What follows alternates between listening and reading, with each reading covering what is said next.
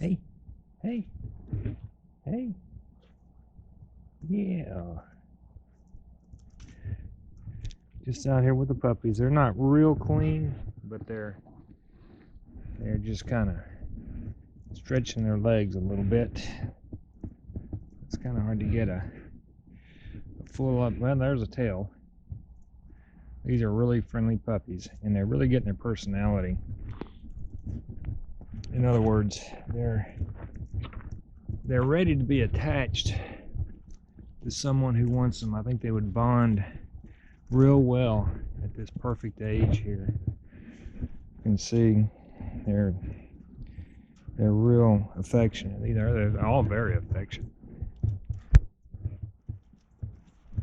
But yeah, just want to give you a quick view. They're wiggly, so getting a view of them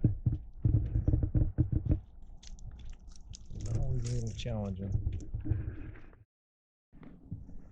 That's my boot. That's my boot. Hello. Hello. Hello. It's a bunch of waggly tails. Yeah, these guys are not happy at all. I'm really sad that they're so unhappy. Now these are going to be some friendly pups right here. Of course, Great Danes are normally friendly anyway, in general.